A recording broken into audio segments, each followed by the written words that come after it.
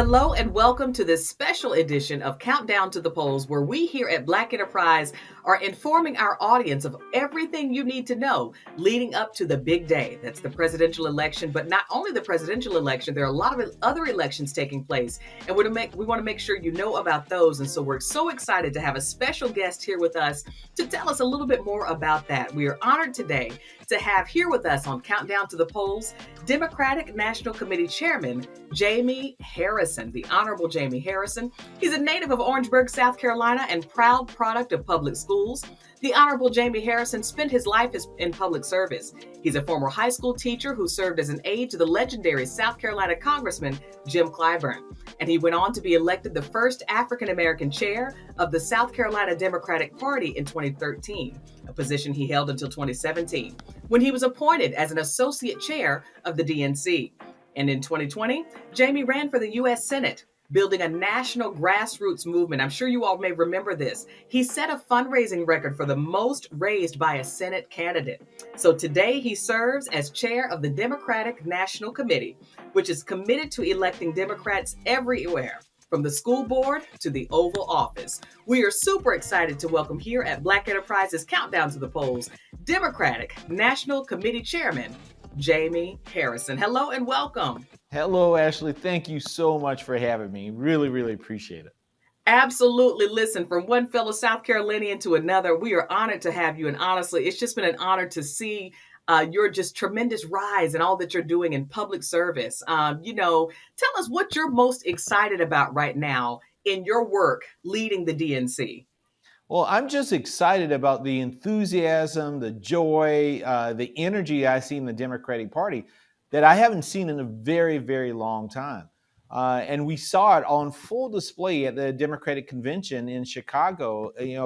Folks have come up to me, and Congressman Clyburn even called me the other day, and he said to me, Jaime, I'm going to tell you something, but I don't want you to get a big head about it. He said, I've been to every Democratic convention since 1968, and by far that was the best convention that we've ever had. And it really was so memorable in so many ways. It was like, Ashley, the world's largest family reunion. Getting everybody together, and we're laughing and dancing, and it just had so much fun, but it was all for a purpose. We were there to elevate and to thank President Joe Biden, but to celebrate the ascendancy of our next president of the United States, the 47th president of the United States, Kamala Harris, because it's going to happen. And she stepped out on that stage, and you felt it. You felt an energy, and you saw her, and you saw our president. It's a very similar feeling to what I just had recently at the debate. I was in Philadelphia for the debate.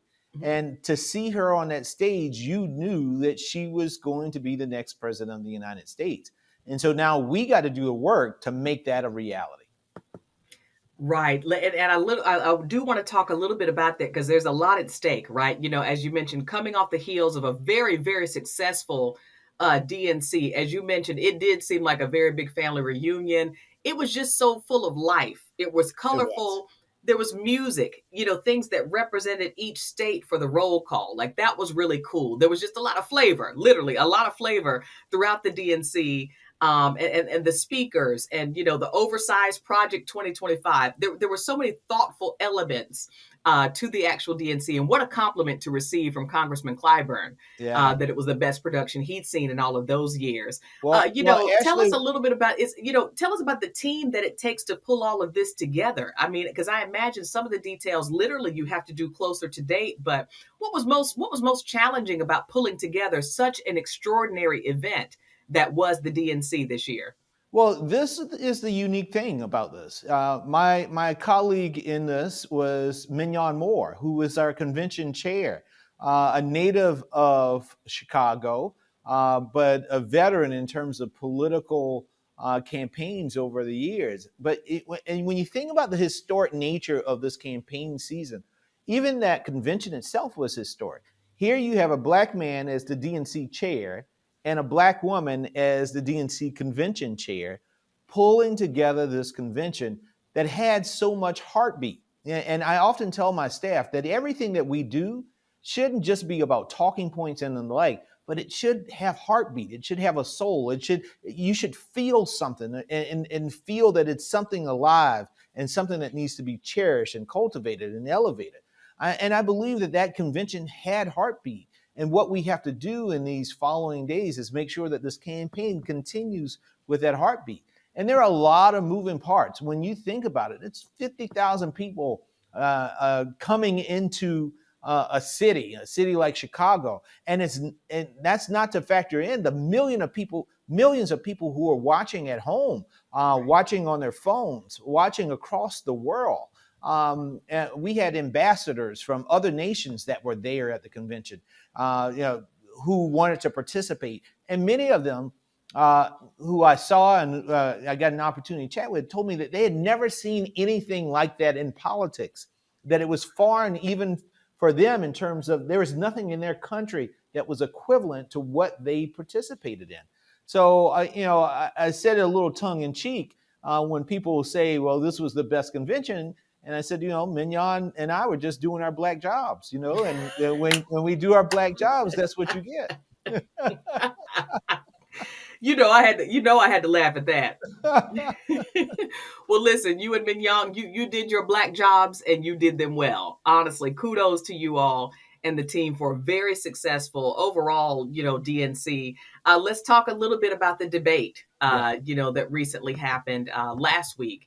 There were polls there are all kinds of polls. I mean, and that's the one thing I want to get back to is how do we know which polls hold merit and which ones do not?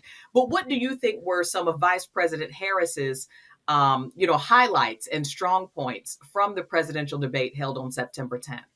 I think from the very start of the debate, she commanded the stage. Because what happened? They both walked out. Donald Trump went to his podium, and Vice President Kamala Harris walked over into his space and extended her hand and said, "Hello, I'm Kamala Harris." And she pronounced her name correctly, so he understood. It ain't Kamala. It ain't all whatever he's saying. It's Kamala Harris. And she commanded that stage from that moment on. She basically even on the issues that he thought that he was going to go on the offense on, that she would be defensive, she put him on the back foot. She commanded that stage and pushed him, and she baited him on certain issues when she went and talked about the size of his small rallies, how people walk out because they get bored during the midst of them, and it just triggered him because Donald Trump likes to think that he is always on the offense. But Kamala Harris demonstrated to him that she was going to prosecute the case, that she was going to let the American people know who this guy is. He's a twice impeached 34-count convicted felon who sexually assaulted a woman, right? Led an insurrection. That's who he is. And he doesn't deserve to go back to the White House. Hell, he doesn't deserve to get close to the White House. And we're going to make sure through this campaign that he doesn't. That's why this election is so important, because we listen to this man and what he wants to do, what Project 2025 wants to do to the country. It's about taking us back. He often says, let's make America great again, basically saying that America's greatness is in the past. But we know the past hasn't always been good for all of us. Mm-hmm. And so we're not going back. The vice president says this all the time. We are not going back. You and I both live in South Carolina. We know what the history in South Carolina has been. We are not going back. My kids are not going to grow up in the same Jim Crow world that my grandparents lived in South Carolina. We're not going back. We're focused on the future. And I think the VP in her debate really looked into that camera, and talked to the American people about the future that she wants to build, where all of us have a seat at the table. Donald Trump is somewhere anchored in the past, and we're going to keep him there. Anchored in the past. That's an interesting perspective. You're right. Even at Black Enterprise, our team, we had some live debate coverage on social media. And in the closing statement, it was interesting for each candidate. Vice President Harris noted we are moving forward, right? That was, her one job as even her professional career, U.S. Senate, with all of her legal and law background, her one client has always been the people. And on the opposite end, when former President Trump spoke, He said we're a nation that's we're in terrible shape. World leaders laugh at us. His final words, we have the worst president and vice president. It was definitely attacks on where we are, and not acknowledging that there are lots of great things that are happening that can be built upon. Well, So I Ashley, world leaders do laugh, but they're not laughing at us. They're laughing at him. I oh, mean, he's a clown. I mean, we saw him on the world stage. They avoided him, huddled together like in high school to laugh at this buffoon who is leading the greatest country on the face of the earth.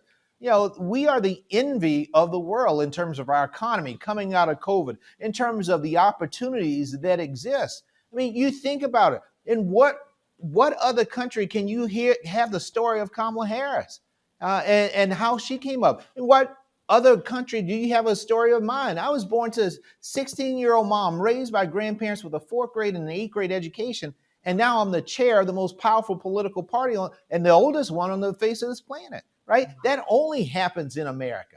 And that's the type of stuff that Kamala Harris wants to make sure is that we aren't the exceptions, but we are the standard, right? That is what we expect all kids to get the opportunity to be who they want to be, to live the American dream that they want to live. That is what the Democratic Party is fighting for. I don't know what Donald Trump's fighting for, but himself, but he sure as hell ain't fighting for all of the American people.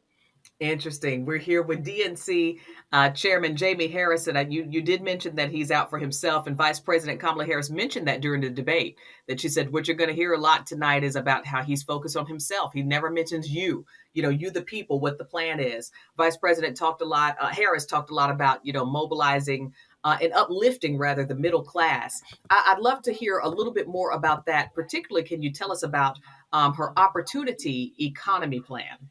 Yeah, she's been rolling out aspects of this opportunity economy plan, and I just get more excited as I hear more and more, and there are more things in the works coming out. But just from the start, she wants to make sure that everything is affordable for the American people. We saw during COVID prices going up higher and higher, and it's harder for the American people in order to afford those things. So one, she wants to make sure that we stop these corporations from price gouging. Increasing the prices of things, not because of the necessity of doing so, because of the cost of production increasing, but increasing the price so that they just make more profit. It's time to stop those actions from taking place. And so she's looking at that. She's looking at the housing situation, making sure that there's more affordable housing stock out there for all of the American people, wanted to create 3 million new homes across the country that are affordable for folks. Want to make sure that we stop these corporations from jacking up the prices of rent, but also making sure that those folks who want to own their own home. I remember when I bought my first condo and the feeling that had, right? How much of a feeling of achievement that was when my wife and I bought our home together. How much of achievement that felt, and knowing that it was a long-term investment for our sons, right? That's a big issue. There's some of us in this country who have rented our entire lives and always want to own a home. Well, the vice president has said this: when she becomes president, we will set aside $25,000 for first-time home buyers so that they have a down payment. That's a game changer for so many folks. She has said that if you want to start a small business in this country, you need some seed money in order to do that. $50,000 to help set up your first small business. That's a game changer. Looking at childcare costs, which are so huge. We have 2 boys, and we know the cost of childcare is through the roof. And so reinstating the child tax credit, which brought poverty down in the Black community when we did it in the first few years of the Biden administration, but making sure that if you are you have a newborn, that you get a $6,000 tax credit for that. Also increasing the earned income tax credit. We know how important that is in our communities. People who are working hard but not making as much as they would like. That earned income tax credit at the beginning of every year when they file their taxes can be a boon because it helps them buy a house or a car payment, or just make ends meet. And so those are all of the aspects of the things that this vice president has in terms of her opportunity agenda, and continuing some of the things like making sure that medical debt doesn't continue to ride on our credit rating and the like, trying to figure out ways to wipe out some of that debt so that we don't continue to carry on and pass it on to the next generation. So I'm proud of the things that she's talking about. I think they will be game changers, particularly in the Black community, in the community that I grew up in. And so, that's why we got to make sure that she gets elected, because you don't see any of those things being discussed or talked about from Donald Trump. It's interesting that you say that. I do notice, and keeping up with and reporting on political coverage, that there is a difference in messaging in terms of what's being shared, and it's still. I guess sometimes I do scratch my head because some people are so gung ho for one candidate or another, and it's hard for some people to really tell you why and peg down what the reasons actually are. So let's talk here at Black Enterprise with DNC Chairman Jaime Harrison. Tell us what's at stake for Black voters. What is the DNC doing to mobilize voters, but particularly voters in the Black community? Well, I think what's at stake is our fundamental freedoms. We know how hard our forefathers and foremothers fought in order to get the rights and the freedoms that we enjoy right now. As I mentioned earlier, my grandparents grew up in the Jim Crow South, meaning that they had to sit at the back of the bus. They had to only use the colored-only water fountains. They had to, in a movie theater, they couldn't sit where the white folks sat. They had to sit up in the balconies. They could not always vote. And so, it took a lot of blood, sweat, and tears in order to get us to the point where those things no longer exist. We just read about them in the history books. But it wasn't that long ago since those things happened. So we won those freedoms, we won those rights. And now what we see is the Republican Party led by Donald Trump systematically chipping away at freedoms and rights in this country. And we know that when one freedom is gone, it becomes a slippery slope to go after the other freedoms, right? Because the barriers there to prevent that from happening are now weaker. And what is the first freedom that we see now? For the first time in 50 years, we have lost freedom in this country, meaning that women have not, in this country, no longer have the rights to control their own bodies. I, as a man, can control my own body. Every aspect of my body, I have complete control over. My wife, on the other hand, doesn't. You, Ashley, you don't. The daughters who are growing up now are having less rights than their grandmothers had. So, folks, we got to stand up and say enough is enough. We are not going back. So, and I want the brothers to understand this too. This is not just about women. This is not just a woman's issue. This is all of our issue, because if they can take away women's rights to control their bodies, they can take away other rights that impact men as well, right? But even the women's right to reproductive freedom impacts men and our families and our communities.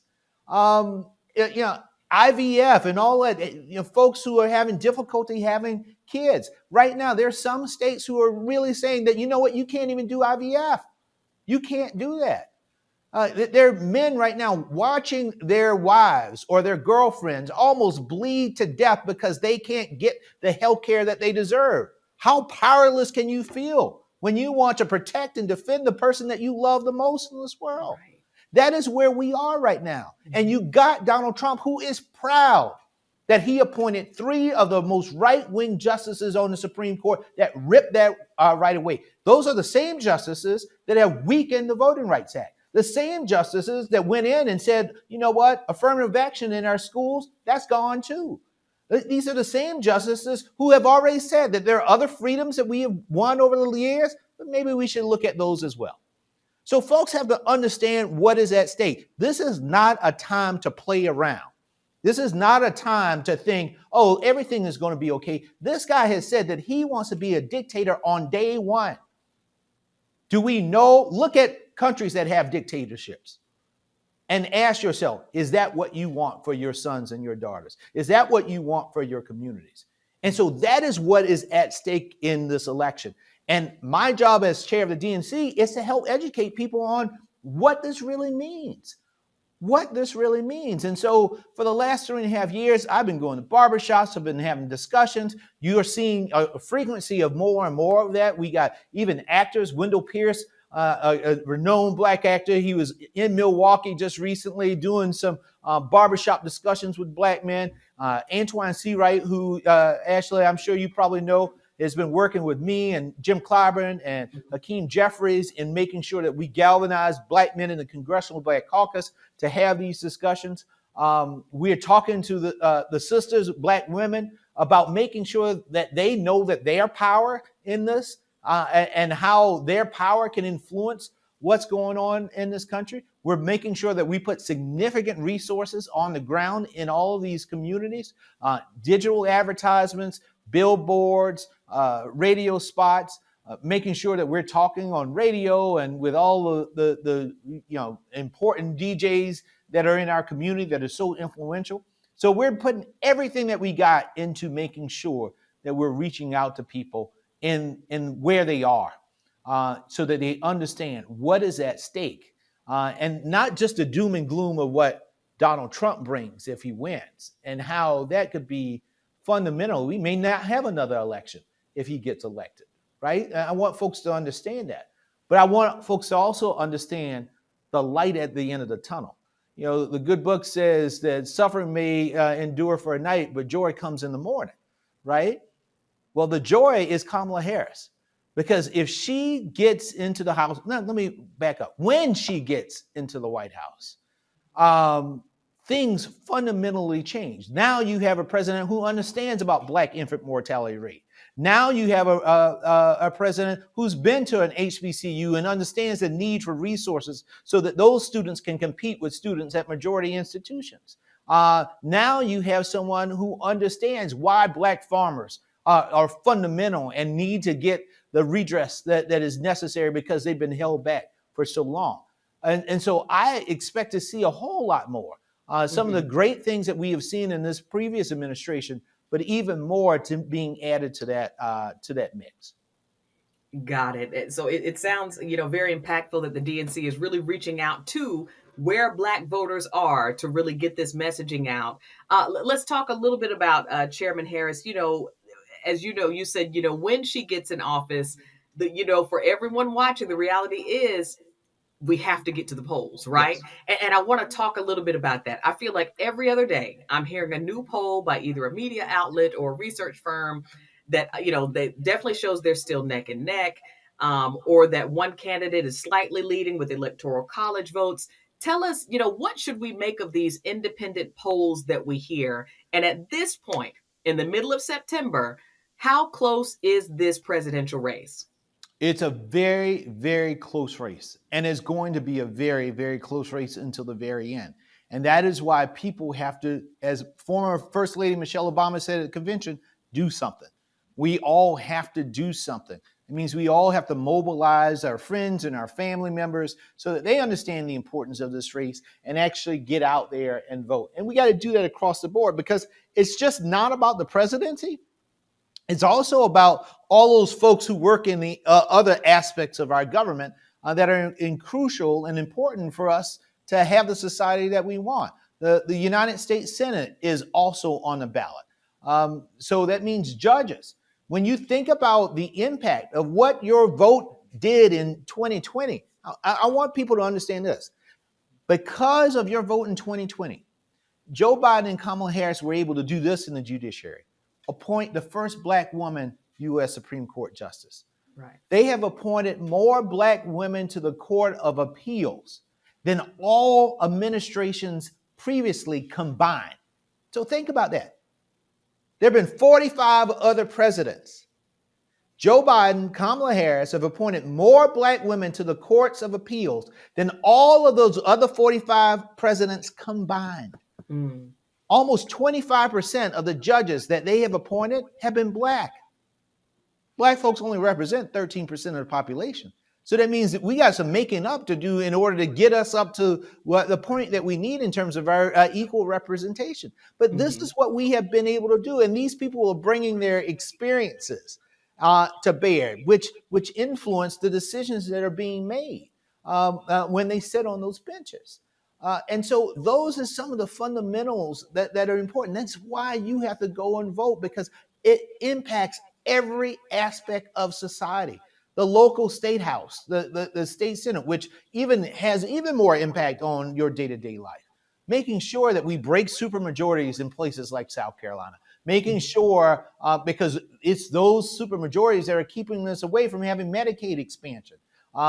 Making sure that we don't put right-wing governors like what we see in North Carolina, who are preaching bigotry and hatred and division. Making sure that Hakeem Jeffries becomes the first Black Speaker of the House. Mm-hmm. The first thing I want after this election is a shirt that says, "My president and my Speaker of the House are Black." That's what I want. That's what I'm told my staff. That's my gift. And it can happen, folks. It can happen. And just think about what that means, Ashley. Think about what that means. So on January 20, 2025, Martin Luther King Day, which is it appropriate that the same day as Inauguration Day next year, that we could be at the U.S. Capitol, a building built by the hands of slaves. And on those Capitol steps is Hakeem Jeffries, a Kappa, the first Black Speaker of the House of Representatives, and a Black woman in a black robe, Justice Ketanji Brown Jackson, a Delta, who is there to officiate the inauguration of the president, an AKA, a graduate of Howard University, right? That doesn't have to be fiction. That doesn't have to be some myth.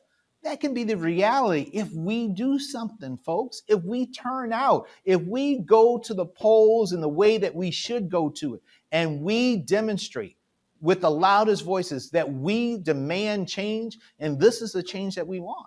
And if we do that, if we do all of our jobs, those Black jobs we got, we will win this election. And I feel it. I feel it with everything in me. We know what the assignment is. We know it's time to get in formation, and now we got to execute. It's time to do the job. Okay, get in formation. I hear you, DNC Chairman Harrison. This has been important stuff. And as we wrap up, I actually have two more questions that I think will be helpful for our audience here. Listen, there are I hear younger voters. I work a lot with college students. There are some that are really excited, mobilized, ready to vote. Others that say, what's the point? My vote does not matter. Chairman Jaime Harrison of the DNC, what do you say to any voter of any age who believes that their vote in the United States presidential election in particular does not matter? Your vote matters. And this is what I want to explain to folks. There was a great presidential election that took place in 76. Tilden Hayes presidential election. That election was decided by one vote. One vote. One vote in the House of Representatives. And as a result of that election, Reconstruction was ended because of one vote, and Jim Crow was brought into existence because of one vote. And we had Jim Crow for well over a century in this country coming afterwards. So I want everybody to understand that one vote could have fundamentally changed the direction of this nation. That one vote. Your vote counts. Because if it didn't count, why the hell would they try to take it away from you so much, so desperately? You see all of these suppression efforts that all across this country. I want everybody to vote, regardless if you're Democrat, Republican, or independent, because I feel like we can get into the arena of ideas and battle out in terms of policy, and I believe we will win. But the other side knows that their policy positions are so bad that the majority of the people in this country don't want them. But the only way that they can get them implemented is if they keep you from voting. So I want young people to understand that you are the largest voting demographic in this country. There is no voting demographic bigger than young voters. But at the same time, you are the lowest performing voting demographic in this country. So if you want to see a change in this country, if you want things to be better in this country, then you got to stand up and exercise your vote. You got to let your voice be heard, and your voice is your vote. Don't hand that over to somebody else, because that somebody else may not share the same values that you have, may not want the same things in life that you want, may not give a damn about you or your family and your community. So why would you give that decision up to somebody else? Mm-hmm. You got to exercise that right. Nobody else can do it for you, but you do. And that's what I hope young people will understand. Don't complain about the system. Don't complain about the community. Don't complain about all the things that are impacting you if you don't do something about it. If you don't exercise something, and you got the power to exercise, and that's your right to vote. So use it. Use it. Use your power. Use your voice. Use your power, use your voice. And lastly, because there are some young people who say, well, how does my vote impact or influence the decision of the Electoral College? So I do want to explain that as well to, for some folks that may not know. Yeah. Well, listen, the electoral college is something that we can have a whole much longer conversation about because, it's the only system that I know in which you can get, uh, you can have less votes but still win, right? This isn't golf, like the lowest score wins, right? This is life. In every other contest, if you get more votes, you get more points, and you win the game. Well, our electoral college uh, uh, isn't designed in that fashion. What it does is it allocates a certain number of votes per state, and you have to get to this point where you have 270 votes because you've won enough of those states to get to that point. But in addition to that, there are races down the ballot. So even if you are in a state that is not considered an electoral college battleground state, there are other races that have an impact on you. And that's why you need to go vote, because those same people are working with who's elected president of the United States, who's the elected governor in your state, those city council races, the school board races. Right now, we are having the battle of our lives in that these MAGA Republicans are trying to infiltrate school boards and say that Black history can't be taught, that you can't have AP Black history. Right? I took history growing up, but as Black folks, we want to know our history. And other folks should be exposed to our history to understand that American history is Black history. Absolutely. But you got some folks who don't want that to be taught, don't want that to be known. And so all of those races are also on the ballot.